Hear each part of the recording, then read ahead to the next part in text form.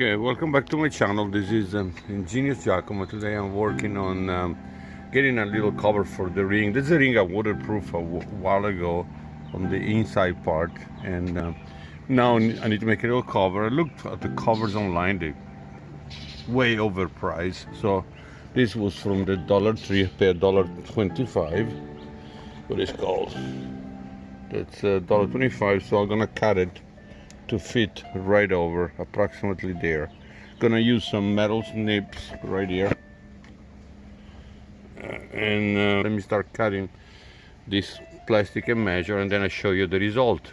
Okay, I did the first cut. That's what I got, another piece just in case as a backup if this fail. And this plastic is good because you see it's actually, you can actually bend it, so it's a bit of a flexible plastic. It's not like a loose side where it will crack. And I use those metal, long metal shears from Harbor Freight. I think I paid $6, $7 for it.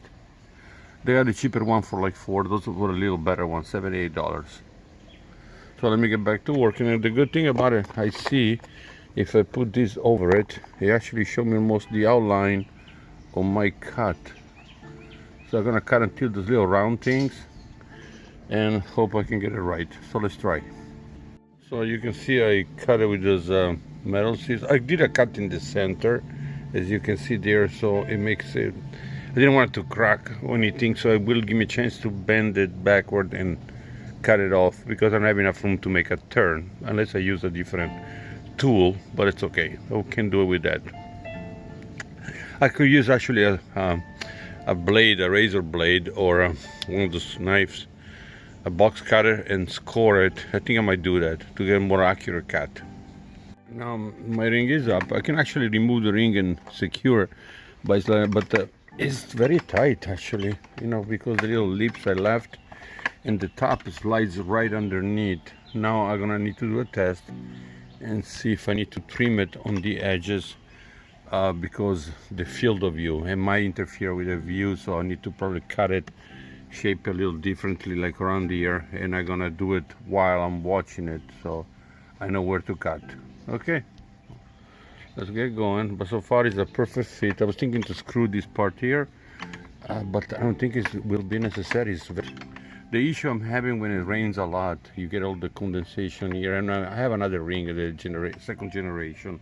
Probably that's a better resolution, but technically the drops of water, the accumulated lines, and they create a very blurry kind of vision until they evaporate again. Besides that, it's been good since I weatherproof it using the, it's one other my video, I use the liquid electrical tape to cover mainly the battery contact and the motherboard. It was getting oxidated mainly on the battery contact. So far it's not been a problem. It's been at least 8 months to a year since I did it. Yeah. Okay, let's get going. Anyway, I'm done with my project. It's working out pretty good. Actually, technically, if I cut a little smaller, I could have got two covers. I didn't like the lip on this one, so. But it does work pretty good. It doesn't obstruct any field of view.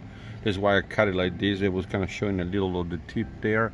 You can cut it further if you want a more, I guess if you have a larger wide angle type of ring, but main thing is the little roof over it to protect it. I didn't use any screw or any hardware, it's just standing in by, it's pretty sturdy, as you can see, doesn't go anywhere.